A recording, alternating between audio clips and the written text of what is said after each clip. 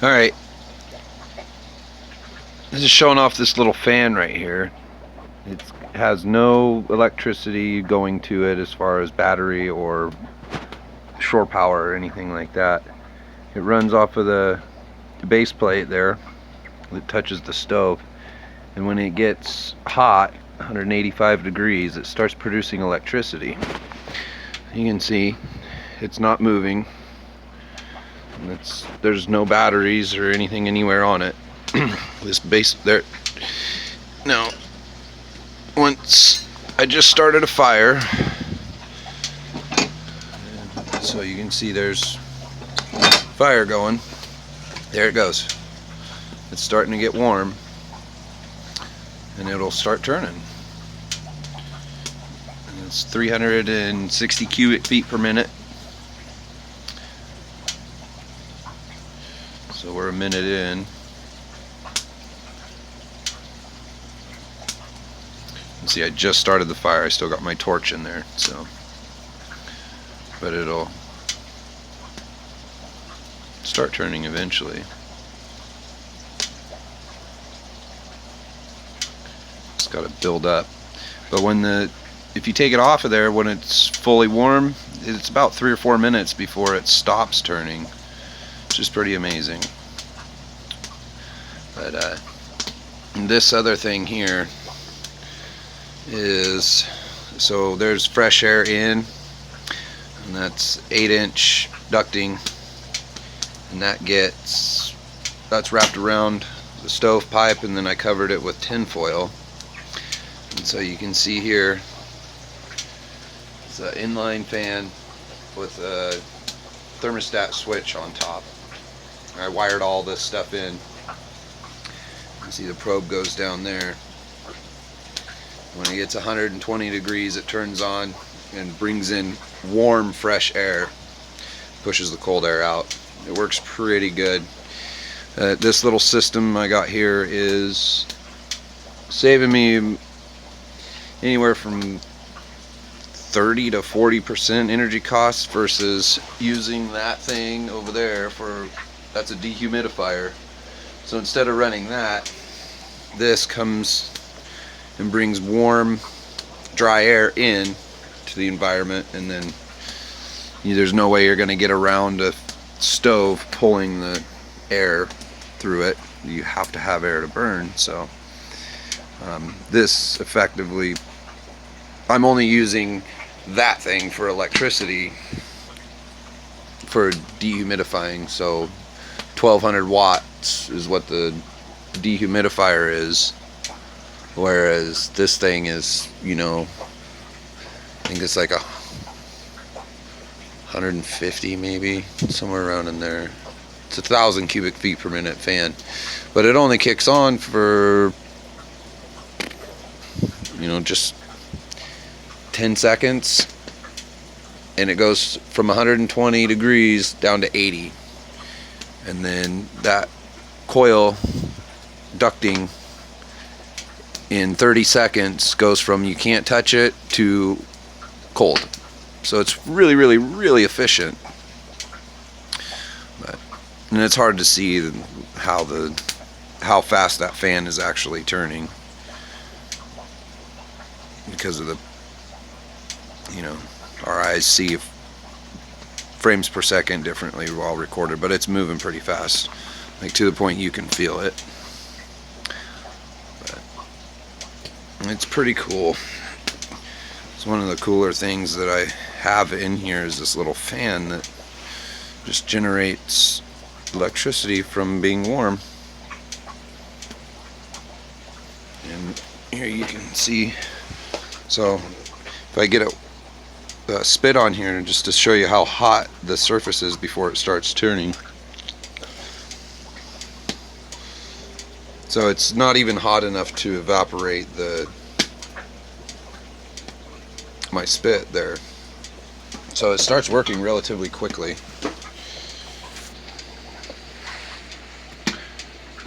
Anyway, let's see what else. I guess since I got a video going, might as well show you the rest of the shit. So this whole back wall right here well, everything from the middle down over this way, all of that is new stuff that I kind of slapped together because my foot was broken and I needed to get that in. Same with, I started on that with a broken foot. I built that with a broken foot by myself, just because I needed to keep my water and my fish warm. But anyway, I guess we can kind of sequentially go through this. So we'll go through a kind of a basic rundown of the system, or the ecosystem, or however you want to look at it. So I guess we'll start with the source of the water for the plants and the fish. So I have two 300-gallon IBC totes in here, and it's all sealed off because it's, you can see right now it's at 72. Ideally I would like it more like 75 or so, but just those couple of degrees is a huge difference in the consumption of propane, is what I use for heating the water. So, which is this guy here. It's a tankless propane heater, and so here's the uptake here, and that uptakes up through there. Here's the pump that kicks on. This is all hooked to a thermostat, and it goes through there, and the only thing running this is a D battery. It sparks the piezo and then lights up the display here. But yeah, it puts out heat plenty good. You just got to make sure you have good circulation. So this tank, this is the main return tank, so that's what I'm talking about, the return. So that's the return from the sump pump. So that water that's coming out of there has been filtered through the plants. The plants have taken up their nutrients, and it's now down in a 55-gallon drum being pumped back up into here. So I don't know if you can see, there's a couple fish down there. I just fed them, so there's shit in there, but there's probably around 50-ish, right around there, in here. This is just all tilapia in here. This is my male tank. Keep the males and the females separate so they concentrate on growing and not mating. And they're not too long from now, they're getting big enough. I'll pick out a couple of, the most aggressive male that I can find. They tend to be the best breeders. And then we'll do a breeding tank. And then the other one over there, the other tank is the females. But you can see I got an air pump that goes down into that 55-gallon drum, which is where, that's the outlet. And so the 10-inch air stone, there's like ratching rings and shit down in there that collect bacteria that grows, and the air stone pumps those around and bumps them up so they knock off any excess bacteria buildup, algae buildup, or anything like that. But down to the bottom, I don't know if you can see down there, but so where that pipe is, right up against the wall, that's the outlet. That comes through here, and then it goes over and goes into the bottom of that 55-gallon drum. So you can see this has been going for 6 months now, and it's a little brackish just because for whatever reason the bottom was, the fish moved the stuff around, which is fine. But you can see after 6 months you'd think that 50 fish in here would have a lot of solids on the bottom, but the way I have it set up is it pulls the solids out of the bottom through this tube and then into that 55-gallon drum. And so you can see where it comes in down at the bottom. Now that's buried down in the ground a little bit, about 6 inches, and that collects the solid waste. and it doesn't get pumped up here, and you can see it pumping out. And that's all air pressure. There's no pump in there. It's just air pressure creating a flow of water, which I use to create suction on the bottom. Now, this is the female tank with goldfish. Now, these goldfish are a year and a half old or so. They're pretty big. I got them, you could see through them, 35-cent Petco ones. But an unexpected benefit of having these guys, these goldfish in here, is it gives the tilapia, because they were so small and they've only been together, they've never been in any kind of exposure to any other kind of fish, so they're obviously real skittish. But you can see the tilapia are kind of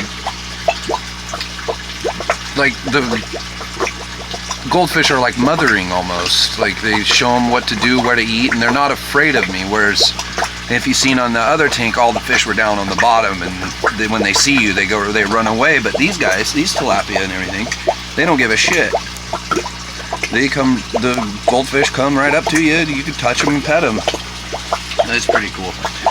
So anyways, so this is where the fish poo, and over there on the other side, and basically all the return clean water comes in there. This side is about 1.5 inches higher than this tank, so naturally water will run downhill, which runs into this tank, but you still get circulation and stuff in here. And it took a lot of figuring to figure out optimal, because I only have hot water coming in over there, and it moves this way, so I need it to move fast enough to keep this one warm as well. But so all the fish poop and the bacterial and all that good stuff eventually gets over to here, and here's my main out pump. This is my pump to the grow beds. So right here, this first valve is a bypass, which gets hooked to this guy right here. I made this, it looks like a fucking pipe bomb, but it's not. So anyway, this end hose goes in here, and you pop the top of this off here, this coupler assembly, and then you put your fertilizer that you want to supplement with. Right now the fish are so small and they're not producing enough phosphorus, so I got to use phosphorus additive. So instead of using a bag, which I used to do, is I built this thing as a bypass. So this hose goes to that valve, and then the 1/2 inch here goes in that.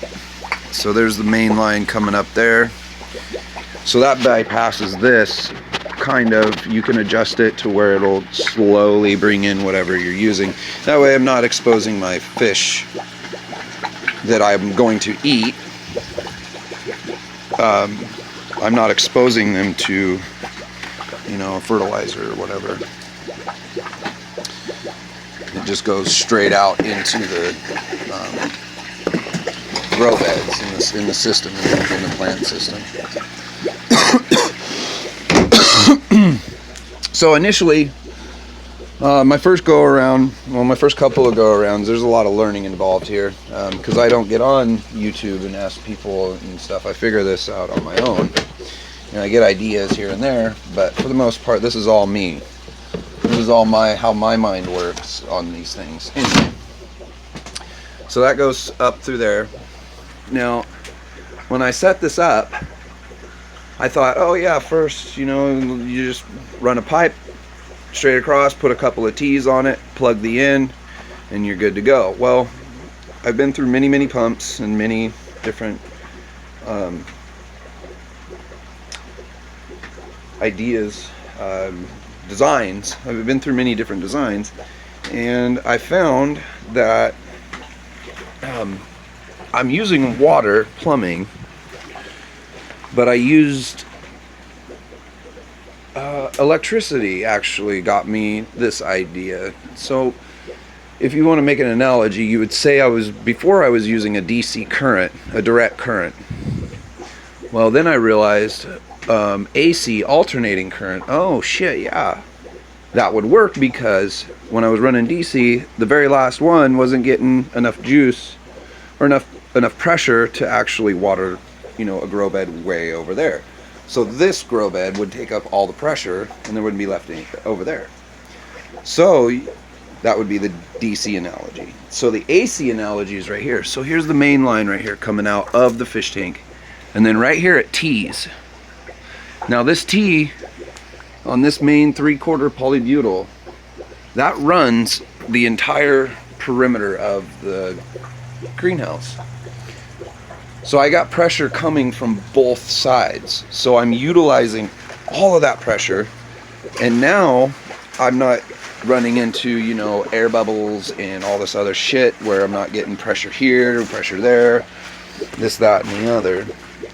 And this is kind of a neat little thing that I did here. Is I had this bucket left over here, and so I figured I'd make a giant hanging basket. And these are dragon tongue beans, and like I said, that whole wall wasn't in, so, and my daughter had surgery, so I wasn't and I had broken my foot as well, so I wasn't able to get the walls in the addition done in time to save everything from the freeze. So yet again, 2 years down, disaster. What in the fuck is that? That is a gnarl ass fucking spider. That is a fucking goddamn tarantula, dude. What in the shit is that? Take a fucking picture of that son of a bitch and then kill it. Alright. Big game hunting. You see the size of that fucking spider? That thing's a monster. Okay, here we go. I'll see if I can. Ah! Look at that fucking thing. It's like a fucking camel spider. Holy shit. Got him that time though. Anyways, back at it. And this coil here, this is stuff from, I had a different heating system set up and thought, it worked a little bit. I was putting hot water through it, but I was using so much energy as far as the propane pushing through, all these, that's what all this hose is on top is. I was running hot water through it to create ambient heat, but it just wasn't efficient enough to keep up with everything in here. But so this is a free hanging basket, and then there's the sump tank down there. That's where all these grow beds, they all come back to here. And this is the collection, and then that goes into the fish tanks over there where you saw. And then I got a pellet stove because I'm not always able to fucking get out here and start a wood stove. So this thing comes on in the middle of the night when the wood stove cools off. But what I was able to save a couple of things, like see, this tomatoes coming out. This is a volunteer from last year. Same with that one.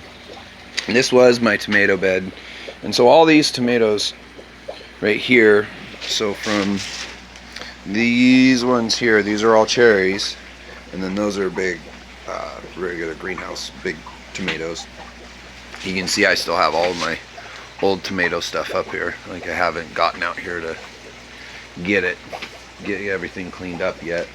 But I got the walls on, and I'm able to keep it warm, and I'm producing again, so I can go back through and replant stuff. I save seeds. Like I got all the seeds for these, so I got all this stuff. I just need to find time to do it. But prickly pear back there, and then I'm nursing this guy back.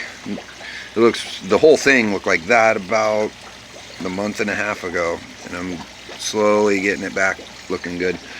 And I just harvested a whole bunch, probably 18, 20 Aranco peppers. That's what these guys are here. And these are just getting You can see they're just starting to get ripe up in here. But these peppers are really good. If you want a good sweet, there's no heat in these whatsoever, at least as the ones that we've eaten. But they're super sweet. Like it's one of my favorite peppers. Like I love bell peppers, but I would take one of these over a bell pepper any day. Speaking of bell peppers, well, the light's kind of funky, but like this guy here's red. Hard to see with the light like that, but my peppers, I got plenty of bell peppers up here, you know, and they're starting to turn colors, but you know, it's just with time. It takes time to grow the stuff out and fix my mistake here. You know, that's the real downside of growing stuff is, you know, you gotta wait. I like instant gratification, as with most people, I'm assuming. But yeah, and there's aphids on there. You can see all those aphids. It's crazy. So when it froze, it killed all my predators. So I gotta re-inoculate the greenhouse with predators, which are ladybugs. I mean, it's not even a big deal. But and then this is mason bees. There's some cocoons and stuff in there, and they will hatch eventually. But I got some in the fridge too that'll come out. But I'm just waiting for blooms to come on, so the bees have something to pollinate. And so like right here they're looking for you know, buds. We're getting buds on here, and so some of them are getting fertilized. From what, I'm not too sure, but I do have a bunch of soldier flies. See, there's some flowers right there. I do have soldier flies out here, so that's kind of, I think those guys might be doing it. But so over here, this is orange. That's an orange tree. And that's quite a bit bigger than it was when I planted it. And then this guy, that's all new growth there on the bananas. When that freeze came through and it just destroyed these things. But it's all new growth on the bananas, and so hopefully this year they'll produce. So 1 year is what they say for production of, you know, it takes a year for it to produce. So I planted these in like February of last year of 2019. So and then this one was all the loofah, and see there's, I mean, that's a monster loofah. You know, it's pretty big loofah. So, but yeah, they killed all my loofah and stuff too. This whole thing was just, it was a jungle in here. You couldn't even stand right here without being in all this. But yeah, so that's kind of where my grow beds are now. So the water, you can see the water coming out of all these. And, oh, this was the marijuana plant that I grew, and I was leaving it in there to see if it would come back, but I think the roots are rotting. Yeah. Oh, look at that. Oh. Yep, the roots are rotten. So much for that. It just got too cold. I think it would have came back though. If it wasn't as cold there. But yeah, so all the hoses are underground. You can see that one right there just comes over here, and then they go into the sump tank there, and then the sump tank out. And so those grow beds, they have well, so what I'll show you, that's coming out the slider door there. That's all my windows that I still got to go up there. But I built this. And this is a compost area, and then my propane tank and stuff out here covered. Now this may look a little odd here. This refrigerator, looks kind of weird just outside. Well, what I did was, to save room on the inside, I don't need the refrigerator inside. So what I did is I yanked the freezer unit out there. See the hole in the back? I ripped all that shit out, and that's on the inside, and it's through the wall. So the freezer unit's on the inside, hooked to that same thermostat on the other side. So if it gets too hot in there, that freezer unit kicks on with a fan, and basically that's a giant refrigerator now, or freezer actually, because that's a freezer unit.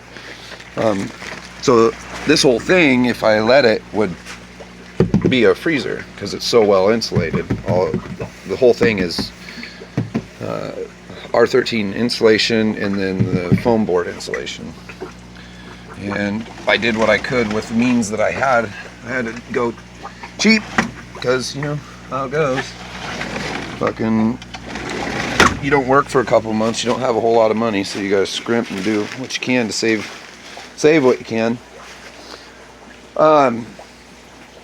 So these 55-gallon drums are full of water, just water, regular water, and they're next to the stove because they will get hot next to the stove, and then they dissipate the heat, you know, evenly throughout the night when there's no heat in here. So it's kind of a money saver thing, and it's a mess because I'm working 7 days a week, so whatever I do out here, I don't have time to clean it up. So to make any progress, I have to leave things out. So it's real frustrating when I need to do something and all this shit's in the way, but you know, that's what it is. And then, so here's these are black soldier fly larvae. And we just take all of our scraps from in the house, throw them out here, and they eat them. And you can see these little ramps I built, and they climb up those little ramps there and self-harvest, and then that's what I use to make fish food.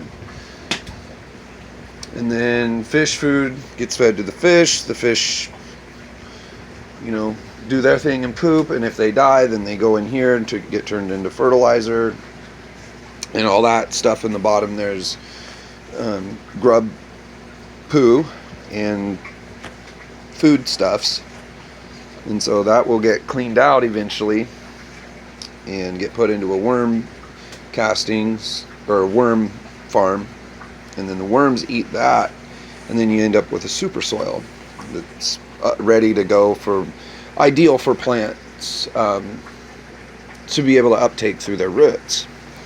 So this whole thing is a system, and I'm trying to get it to where I can recycle as much as I possibly can and get the most out of everything that I can. So this is really cool. This is where the adults lay their eggs in here, and then when the eggs hatch, they just fall right down in there. And if you look here, those were little collection bins. This is my big collection bin here, and it's empty. I just made fish food this last couple of days, but what I do is I just take these guys, here's all the grubs, and so I don't have to dry them in the house because they do kind of stink. I had to modify my wood stove, but it already had an oven, so I just throw it in the oven and dry it and then grind it up and make fish food, which is in those two containers there. And then here's additives for the fertilizer. There's a high phosphorus, high calcium nitrate, and Epsom salt, basically. Magnesium sulfate that gets added. It gives me all my trace minerals and stuff, so it's pretty cool. And then my hose, that one, the blue one there, goes in to the tank in there, and that's a leveler. So there's a ton of evaporation because it gets so warm in here, and then it condensates, and I lose water from my system, so I got to replenish it. And so I don't have to do it and guess every time, or put a certain amount in. I just have it on a leveler and through time, I figured out exactly where I need it to stay without overflowing everything. But oh, here we go. It just kicked on there. So that just blew a bunch of warm air in here. Now, the stove hasn't been going that long, so the temperature over here is not going to be affected as much. But just, there's no heat going right now, or for most of the afternoon. The sun came out, and just the sun coming through has bring the heat up to, you probably can't see it, but it's about 74, 73, 72-ish. I don't know if you can see. I don't think you can. But anyways, this will kick on. What I'm doing right now is I'm gonna capitalize on the sunny day, because it's in January. Capitalize on the sunny day and get the temperature up in the entire greenhouse. And I got a fan there on a thermostat that will but it will it'll pull a lot of moisture out of here, kind of refill everything up, or replenish all the air in here and all that good stuff. But yeah, that's kind of a basic rundown of it. It's not actually that basic, but yeah, it's been one hell of a project. But for anybody that watches this and there we go, it turned on again. So for anybody that's watching this and seeing and saying that this is really cool and stuff, this is not something that I mean, you can buy kits to do this shit, like $20,000-$30,000 with all the fish and shit, the fish tanks and all that shit ready to go. But if you don't have $30,000 to fucking spend on a prefab kit, then and you're trying to do it on your own, you're gonna fail. For whatever reason it is that you fail, you will fail. That's just part of it, so don't be discouraged about it. But it is frustrating, and not all failure that I've ran into was necessarily my fault. I've ran into quite a few things where, especially my sump pumps. I got 2 sump pumps down in there. Just the basic math of it is I need those 2 sump pumps, so if every grow bed were to dump at the same time, I would have enough to keep up with it.